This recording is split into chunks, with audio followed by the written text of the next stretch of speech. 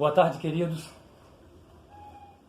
Aqui estamos para fazer mais um vídeo falando da palavra, da promessa do nosso Pai amado Yahweh, aquele que por muito tempo conhecemos como Deus, que na Bíblia do Almeida está descrito como Deus, deram a ele um título de Deus. A palavra Deus significa juiz, mas verdadeiramente ele tem um nome próprio, como todos nós temos um nome próprio. O nome dele não é Deus, mas é Yahweh, e o seu filho Yahushua, que quer dizer salvação de Yahweh ou Yahweh salva. Pois bem, amados, muitas das vezes as pessoas devem ficar se perguntando por que esse povo que crê em Yahushua e não crê em Jesus, eles falam tanto dessa palavra chamada promessa. Pois bem, amados, vamos esclarecer um ponto aqui nessa tarde, que há muito nos foi ocultado nas religiões, porque a religião foi exatamente criada para isso. A religião foi exatamente criada para isso, para nos ocultar a verdade, assim como nos foi ocultado o nome do nosso Pai, o nome verdadeiro do nosso Salvador, a palavra promessa, que foi substituída na Bíblia por Evangelho. Então nós vamos nessa tarde estar aqui mostrando um pouco disso para vocês, ok? Que muitas das vezes nós falamos sobre promessa e as pessoas ficam perguntando. Então nós vamos ler aqui a Bíblia Apócrifa, volume 1, no primeiro livro de Adão e Eva, capítulo de número 3. Veja só que interessante. Yahweh disse a Adão: eu ordenei os dias e os anos nessa terra, e a tua descendência deverão habitar e caminhar nela, até se cumprirem os dias e os anos. Então eu enviarei a palavra que te criou, a qual tu desobedeceste, a palavra que te fez sair do jardim, que te ergueu quando tu estavas caído. Sim, a palavra que te salvará novamente, quando os 5 dias e meio tiverem consumados. Mas ao ouvir essas palavras de Yahweh acerca dos grandes 5 dias e meio, Adão não entendeu o seu significado, pois Adão estava pensando que havia somente 5 dias e meio para ele até o fim do mundo. E Adão chorou e suplicou, e Yahweh lhe explicou isso. Então Yahweh, em sua misericórdia por Adão, que fora feito segundo a sua própria imagem e semelhança, explicou-lhe que esses eram 5.500 anos, e que como um viria para salvá-lo e a sua descendência. Mas Yahweh fizera esta aliança com o nosso pai Adão, nos mesmos termos quando ele saiu do jardim e se encontrava junto à árvore da qual Eva tomara do seu fruto e lhe dera a comer. Então veja bem, foi feito a Adão uma promessa, querido. Por isso, quando nós lemos a Bíblia comum que nós temos, a Bíblia aí do João Ferreira de Almeida, do padre João Ferreira de Almeida, tem a Bíblia corrigida, a Bíblia fiel corrigida, a Bíblia revisada e corrigida. Então, amados, entenda bem uma coisa. A palavra que você vê escrita na Bíblia, Evangelho, ela foi trocada. Assim como você lê na Bíblia a palavra Deus, que quer dizer juiz, foi colocado no lugar do nosso pai Yahweh, que o nome dele não é Deus, o nome dele é Yahweh, Deus é um título. Assim como você vai ver na Bíblia o nome Jesus, que foi colocado para ocultar o verdadeiro nome do nosso Salvador, que não é Jesus, mas que é Yahushua, assim também eles ocultaram a palavra promessa. Por isso você pergunta às pessoas, qual é o significado da palavra Evangelho? Eles falam, Evangelho quer dizer boas novas. E o que significa boas novas? Boas novas nada mais é do que boas notícias. Aí você pergunta para ele, boas novas quer dizer boas notícias. Então me explica o que é ou o que são essas boas notícias. A pessoa fica perdida e não sabe. Boas notícias, querido, quer dizer o seguinte: o nosso Salvador, que havia feito uma promessa para os nossos pais Adão e Eva, de que ele viria e morreria por Adão. Então, essas boas novas quer dizer, a promessa foi cumprida. O Salvador prometeu que viria em 5 dias e meio, que quer dizer 5.500 anos. Ele já veio. Ele cumpriu essa promessa morrendo no madeiro. Agora ele prometeu voltar a segunda vez para buscar aqueles, os descendentes de Adão e Eva, a posteridade de Adão e Eva, que estiverem aguardando a ele, crendo no seu sacrifício. Então, como eu acabei de ler aqui para você, no primeiro livro de Adão e Eva, quando Adão é expulso do paraíso, e Eva também, por sua vez, é dada uma palavra, uma promessa é feita a Adão. O Criador faz uma aliança com Adão e lhe promete. Ele diz, olha, a palavra que te levantou, porque para você que não sabe, se você ler aqui esse livro, essa Bíblia apócrifa, você vai ver que Adão se matou por várias vezes. E a palavra vinha e ressuscitava Adão. Por isso que nós lemos aqui o seguinte, o Criador falou para Adão, a palavra que te levantou, Adão. Por isso você, na sua Bíblia que você tem aí, em João capítulo 1 está escrito, no princípio era o verbo, ou seja, no princípio era a palavra. O nosso Salvador, antes dele vir neste mundo e nascer como carne, ele era a palavra. Aí João capítulo 1, versículo 14 está escrito, e a palavra se fez carne, ele deixou de ser simplesmente a palavra e nasceu de um corpo, nasceu de uma mulher como carne e deixou de ser verbo, deixou de ser palavra e se tornou carne e habitou no nosso meio. Mas isso foi ocultado na Bíblia.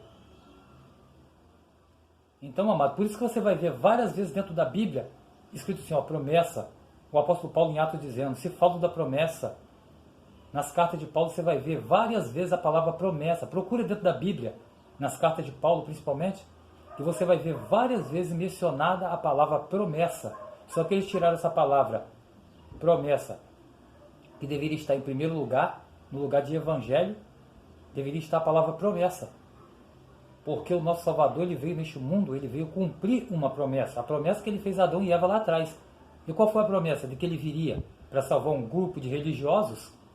Porque eu era um religioso que vivia no templo, achando que eu tinha que viver fazendo sacrifício de jejum, sacrifício de subir monte, sacrifício de ir para o templo, fazer cultos.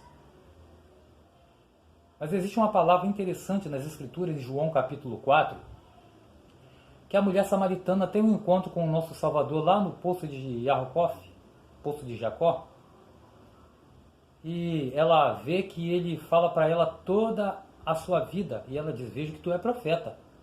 Mas me tire uma dúvida, ela disse, capítulo 4, verso 23 a seguir, ela fala para o Salvador. Os nossos pais, os hebreus dizem que o lugar de adorar é em Jerusalém, que tinha a igreja, né, o templo. Os nossos pais, os samaritanos, dizem que o lugar de adorar é no monte. E tu? O que é que tu me dizes? Onde é o lugar que devemos adorar? Salvador Yahushua vira para a mulher e diz, mulher, tu crê que virá a hora, e que já chegou essa hora, que não adorarão nem no monte e nem em Jerusalém, na igreja ou no templo, mas que os verdadeiros adoradores adorarão ao Pai em espírito, ou seja, consciência. E em verdade, espírito quer dizer pensamento. E em verdade, ou seja, não terá um lugar específico, não será no templo, não será no monte. Mas aonde você estiver, adorar o Pai na consciência, no entendimento, no espírito, não no físico, prestar cultos físicos, ir para as águas se batizar, e tomar santa ceia do sistema, que na verdade ceia não é pão e vinho, porque se ceia fosse pão e vinho, não estaria escrito na Bíblia assim, ó, e depois dele ter ceiado, ele tomou o cálice e deu aos discípulos. Ora, se depois dele ter ceiado, ele pegou o cálice e deu aos discípulos, como é que o cálice de vinho e pão é a ceia? Se a Bíblia diz que depois dele ter ceiado, semelhantemente ele tomou o cálice e o pão e deu aos discípulos. Então ceia nunca foi o cálice de vinho e nem um pedaço de pão. Ceia é aquilo que está lá em Êxodo capítulo 12, um cordeiro que o Criador mandou matar, e aquela ali foi a primeira Páscoa. Então ceia era um cordeiro. Se a pessoa fosse ceiar mesmo, se a ceia ainda fosse ordenada nos dias de hoje, teria que ir para um templo, chegar lá, matar o cordeiro e comer com ervas amargas, com pães ázimos isto seria a ceia. Por isso a ceia hoje não é mais válida. Ele disse, olha, nunca mais beberei do fruto da videira até naquele grande dia em que eu irei beber convosco no reino do meu Pai, isto é, em Sião. Então, queridos, hoje o povo está entendendo tudo no físico, mas ele disse que não seria mais no físico, após a morte dele, seria em espírito, no entendimento. Está entendendo? E o batismo, irmão? Também não. Mas sabe por que as pessoas não entendem hoje a respeito da promessa? Olha o que diz aqui o apóstolo Paulo, ó. Segunda carta aos Coríntios, capítulo 4, verso 4, versículo 3 em diante. Mas a nossa promessa ainda está encoberta para os que se perdem, que está encoberta, nos quais o Deus desse século cegou o entendimento dos incrédulos, para que não lhes resplandeça a luz da promessa de Yahushua, que é a imagem de Yahweh. O Deus desse século, chamado Terron, que ele tem muitos nomes dentro da Bíblia, Belial, Baal, Dagon, Dirimon, e são vários nomes. E aqui ele é chamado de o Deus desse século. Ele tem cegado através das religiões o entendimento dos incrédulos, para que as pessoas não entendam que a palavra não é evangelho, mas promessa. Então por isso você não precisa frequentar um templo para você ser salvo, porque ele não prometeu que viria salvar um grupo de religiosos, não, amados. Ele disse aqui, eu acabei de ler claramente no livro de Adão e Eva, ele viria salvar, resgatar Adão e Eva, derramar o sangue sobre Adão e Eva, quando cumprisse os 5 dias e meio, que Adão não entendeu, Adão pensou que era 5 dias e meio, mas eram 5.500 anos, quando ele veio, estava cumprindo exatamente essa data de 5.500 anos, que Adão e Eva haviam sido expulsos do paraíso. Ele veio, nasceu em corpo de carne, morreu sacrificado, não crucificado, mas sacrificado no madeiro, porque está lá no livro de Levítico, maldito todo aquele que for pendurado no madeiro.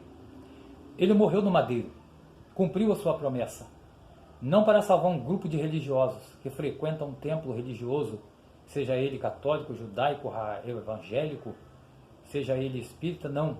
Ele veio salvar os descendentes de Adão e Eva, a posteridade de Adão e Eva, da qual eu faço parte dessa posteridade. Você é a posteridade de Adão e Eva, mas você precisa crer no nome dele. Você precisa crer no sacrifício dele e aceitar que o sacrifício dele é suficiente para te salvar sem você precisar estar fazendo obras físicas. Está entendendo, amados? Então por que eu li o livro de Adão e Eva? Porque às vezes nós falamos da promessa do Salvador e as pessoas falam, mas na minha Bíblia não está escrito promessa, está escrito Evangelho. Foi só para te provar e te mostrar que eles ocultaram isso de nós. Ah, mas não existe Bíblia com o nome Yahushua, o nome Yahweh. Você tem certeza que não existe? Eles ocultaram isso de você, mas eu vou te provar que existe. Veja bem, você que duvida, olha aqui, ó. Leia aqui. Na Bíblia Dalet.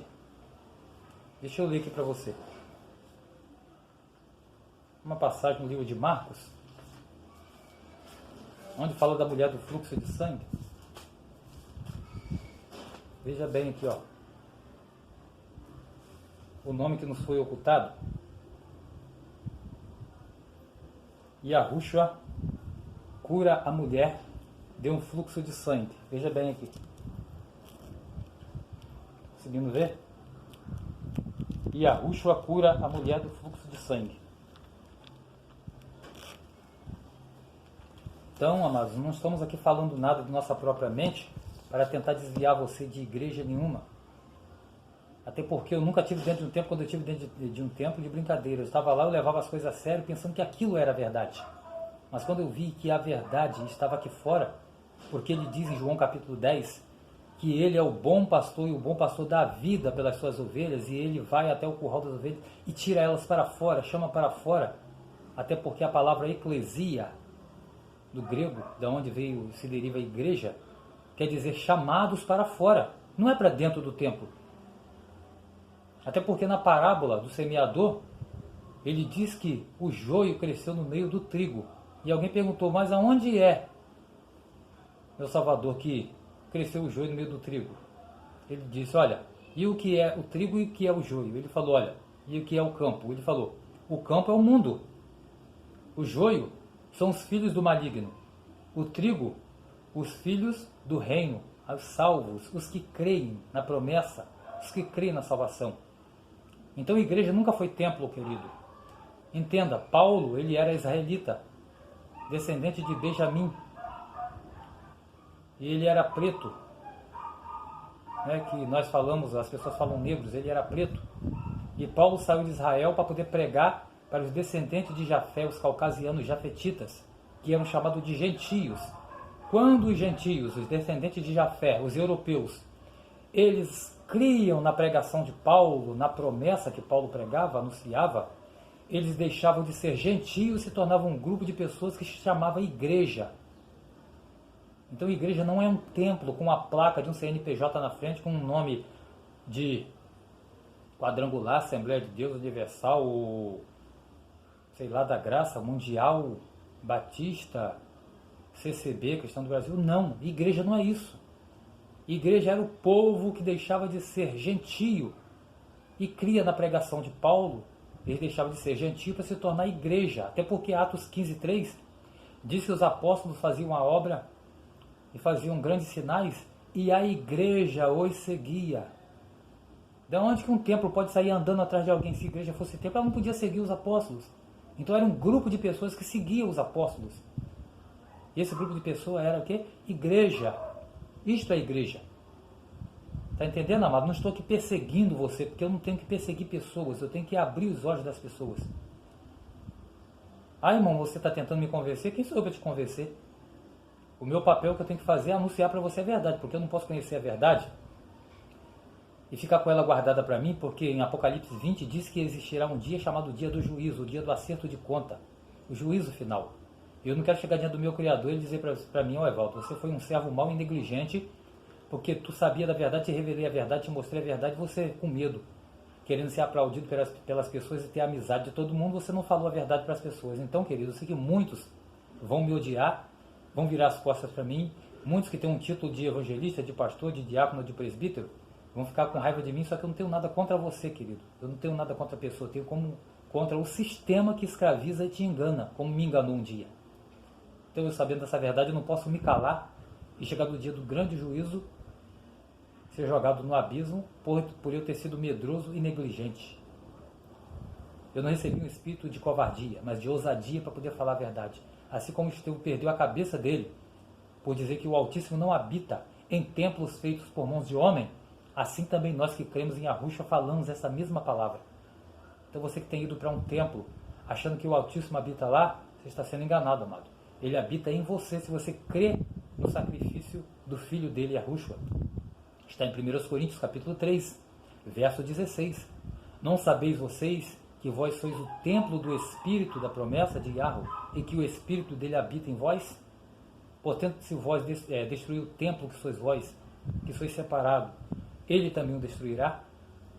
Ele habita no templo que é você, criado pelas mãos dele. Não em um templo feito por mãos humanas. Se você frequenta um templo, te pergunto, quem foi que construiu o templo que você habita? Ou que você vai lá se reunir? Desceu um anjo do céu para construir aquele templo? Ele foi construído através de um estalo de dedo? Se fosse assim, o Altíssimo até poderia estar lá. Mas ele diz que ele não habita em templos feitos por mãos de homem, foram homens que construíram. Então abre o teu entendimento, querido. Abre o teu entendimento. Não precisa você frequentar um templo para que você seja salvo. Não estou aqui te perseguindo, mas estou aqui falando da verdade, da realidade para você. Você que às vezes acha que tem que ir para um templo para poder ser batizado. Olha só que interessante que diz aqui, ó, na carta de Pedro. Olha o que diz Pedro a respeito do batismo. Que tem pessoas que às vezes criticam, que acham que nós, por não nos batizar, ou não batizarmos pessoas, nós estamos contra a palavra. Mas o Salvador Yahushua, quando João Batista estava batizando ali, que ele foi até João Batista, para João Batista o batizar, João Batista se opôs a ele, falou, olha, eu tenho que ser batizado por ti, tu vens a mim, falou para João, não, deixai assim por agora, ou seja, por enquanto, porque convém cumprir toda a justiça. Enquanto ele não morresse, ele tinha que fazer tudo para cumprir a justiça, mas depois da morte dele não, depois que ele morreu, ele diz, Pai, está consumado. 1 Pedro 3, 3:21, deixa eu conferir aqui. Ó, a qual, figurando o batismo, agora também vós vos salva, não sendo a remoção da imundícia da carne, mas a indagação de uma boa consciência para com Iarro, por meio da ressurreição de Yahushua, o qual, depois de ir para o céu, e está à destra de Iarro, ficando-lhe subordinados anjos e potestades. Está vendo o que está dizendo aqui? O batismo que João fazia prefigurava a morte de Yahushua. Porque depois que ele morreu e ele ressuscita, aqueles que crêem no seu sacrifício, ele é batizado no entendimento. Não é na lavagem da imundície do corpo. É o que está dizendo ali. O batismo hoje não é na lavagem da imundície do corpo, porque as pessoas se banhavam de sangue de animais e poucas vezes tomavam banho. Porque eles achavam que aquele sangue tinha que ficar sobre eles porque mantinha a purificação deles. Então Pedro está dizendo que o batismo hoje não é mais a lavagem da imundície do corpo externo, mas a lavagem da indagação de uma nova consciência. Não é mais no físico, amado. Lembra de João 4:23? Em espírito e em verdade. Não é mais físico. Não é mais sacrifício físico, de ir a templo. Não. Mas no entendimento, culto racional. Lembra de Romanos 12? Portanto, rogo-vos, irmãos, pela compaixão de Iarro, que apresentei vossos corpos como sacrifício vivos e agradáveis a Iarro, que é o vosso culto racional no entendimento, não culto de estar reunido fazendo culto litúrgico, de agora eu vou cantar o hino tal da harpa, e agora fulano de tal com a oportunidade. Não é isso não, amados. Culto no entendimento. Quando você glorifica o Pai no seu entendimento, quando você está no seu trabalho, que você lembra do Pai e começa a agradecer. Meu Pai, te agradeço pelo teu sacrifício do teu filho Yahushua no madeiro, para me dar direito, o meu passaporte para Sião, para a salvação, para o jardim do Éden de volta, de onde nossos pais Adão e Eva foram expulsos. Eu te agradeço, você está prestando um culto a Ele no entendimento. Isso é no Espírito. Lembra de Efésios 6? Que diz para orar em todo tempo, com toda oração e súplica, no Espírito, ou seja, no entendimento. A nossa oração não é aquela oração de templos religiosos, que reúne todo mundo, vamos dar as mãos, fazer uma corrente de oração, todo mundo clamando, meu Deus, meu Pai, ouça isso, ouça aquilo. Não, amados. Mateus 6, o Salvador deixou claramente como deve ser a nossa oração. Entrar no nosso secreto, falar com o nosso Pai na mente, no secreto. Mateus 6,6. E Ele que nos vê em secreto nos recompensa publicamente. Então, amados, eu quero deixar para você esta palavra. E por que então, irmão? Só nesses últimos dias que nós estamos sabendo que o verdadeiro nome do Salvador é Yahushua. Isaías 52,6 está escrito: nos últimos dias o meu povo saberá o meu nome. Foi ocultado por muito tempo. Quando veio a Igreja Católica com a sua religião e implantou a religião no mundo, enganou os verdadeiros hebreus aqui no Brasil, que foram trazidos em navios tráficos negreiros negros, que são os verdadeiros israelitas da Bíblia. Não os judeus, né, de lá do falso Israel, até porque a Bíblia nunca disse que haveria uma terra com o nome Israel, mas haveria a terra de Israel. Então terra de Israel não quer dizer uma terra com o nome Israel. Uma exposição, eu sou Evaldo. Essa Bíblia aqui é minha. Mas eu te pergunto, essa Bíblia é Evaldo? Não, é a Bíblia de Evaldo. Então quando fala terra de Israel, aqui Israel receberia uma terra. Onde ele estivesse, ele recebesse essa terra, ali seria a terra dele. Então, não existe uma terra com o nome Israel, mas Israel, que era um homem, posteriormente passou a ser uma nação, ele recebeu uma terra por herança do nosso Criador. Que hoje é denominada o Brasil, onde os negros foram escravos por muitos anos. E isso está em Deuteronômio 28, versículo 15 até o 68, falando da escravidão, por causa da burrice, da ignorância dos hebreus, de eles viverem vacilando na idolatria. Essa escravidão alcançou eles, porque eles foram avisados muito. Nos dias de hoje, nós avisamos também as pessoas. O Criador levanta pessoas daqui, pessoas dali para poder avisar, mas o povo continua com o coração duro, cometendo o mesmo erro dos israelitas, dos hebreus lá atrás. até que quando vê que a coisa está feia, aí que vai cair, né, as escamas dos olhos. As escamas cairão dos olhos. Mas não deixe isso acontecer não, amados. Abra o teu coração no sentido de receber a palavra do Pai. Não de abrir o teu coração para ir para uma religião, chegar lá, deixar homens estar botando a mão sobre a tua cabeça, orando sobre você. Não é isso não. Porque o Criador diz o seguinte: de tudo que se deve guardar, guarde o teu coração. Você deve abrir o teu coração para o teu Criador, não para homens botar a mão na tua cabeça e estar fazendo uma oração por você, porque você tem capacidade de chegar diante do Pai e orar em nome do Filho dele. Porque o Filho dele já rasgou o véu quando morreu no madeiro. Nós temos hoje acesso direto, entendeu? Então, amados, que tu possa receber esta palavra nessa tarde e saber que o Salvador veio neste mundo não morrer por um grupo religioso, mas ele veio cumprir a promessa dele. E se você aceitar essa promessa nessa tarde, não sei qual é a hora que você vai estar vendo esse vídeo, mas se você aceitar no teu coração esta promessa, como diz Hebreus 3, verso 9, portanto, se hoje ouvides a voz do Espírito, não endureçais o vosso coração. Esta é a palavra que eu deixo para você, da parte do nosso Salvador, que você fique com a promessa do nosso Salvador Yahushua e possa naquele grande dia estar entrando em Sião, quando ele vier buscar os descendentes de Adão e Eva, que viveram em justiça, que viveram a justiça. Por isso diz lá em Mateus, no capítulo 5, né? Bem-aventurado aqueles que têm fome e sede de justiça, porque eles serão fartos. Ok, amados? Fique com essa palavra.